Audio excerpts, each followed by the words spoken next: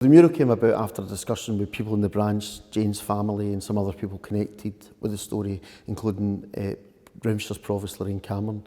And we decided on a mural, because Paisley's got statues, we've got lots of memorials and permanent memorials, but we wanted something that was a bit unique and that would capture the imagination of the Paisley people to tell Jane's story. So a decision was taken to commission Made in Paisley, who will design the mural. It's going to be placed at Shuttle Street, just round from the Small Shot Cottages. So it's quite a fitting tribute, I think, to be in that location. And it will tell the story of Jane's story, which I think is important out of the whole thing.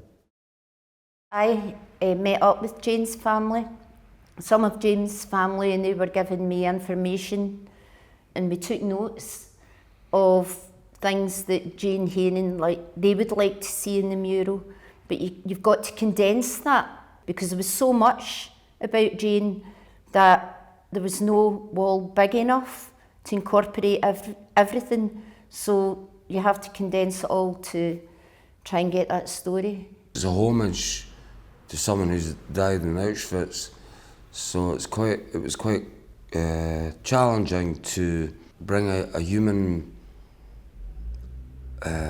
positive, optimistic element into the mural. So this is the sketchbook that got us to developing the final mock-up of the mural, that got us to work out what drawings we were going to do in order to get the final design.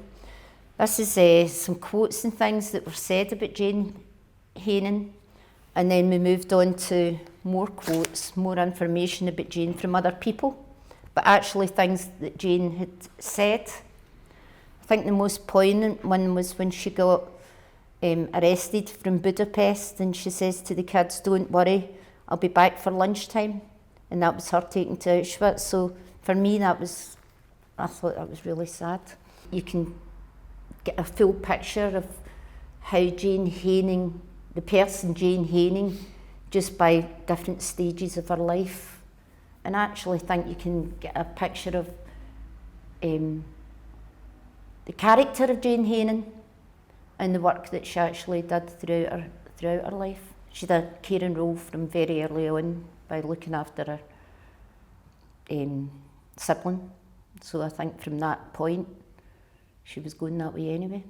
Each time we're going through, we're picking out images, that will reference the final. And then this part here, Auschwitz, this is so poignant.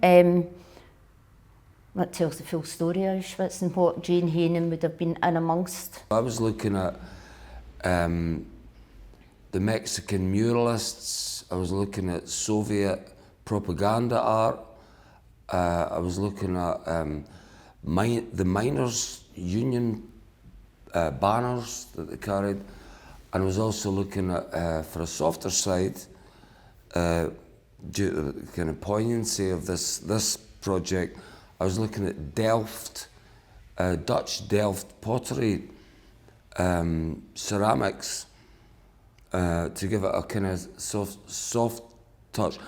And also, I was also referring to some of the better murals in Belfast. So it was an amalgamation of that, all these influences, plus our own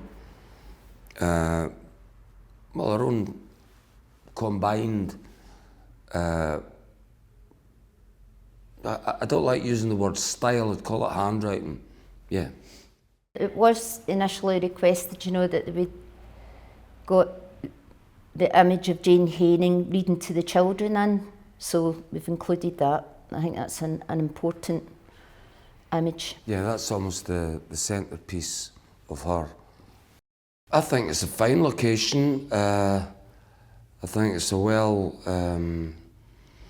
trodden location, so I think it'll be well seen.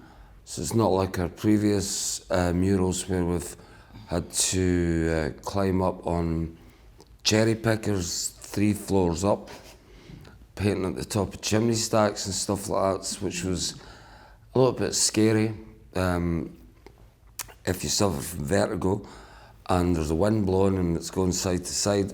So this is For the act of painting it, it's a good location. It's perfect. Yeah. We took photographs of it and then laid it out to see what it would look like, you know, a rough idea when it gets to the actual wall. And this is a black and white version of the mural. When you're doing public art, you're having to consider how other people are going to view this. You're not going to keep everybody happy, but at the same time, you're doing it for community. And you want to spark up interest. Like Sandy says, if they don't know who the mural's about, you want them to, through the visual that we've created, maybe perhaps go and learn more about what's this about, you know. But you also want it to be engaging. You've got to engage the community. It's a really modern way of giving out a message, sending a message, telling a story. And I think the mural is just wonderful. And I think its location is perfect also, because it's right in the heart of that old historical part of Paisley, which Jane, I have no doubt, would have visited many times working in Paisley.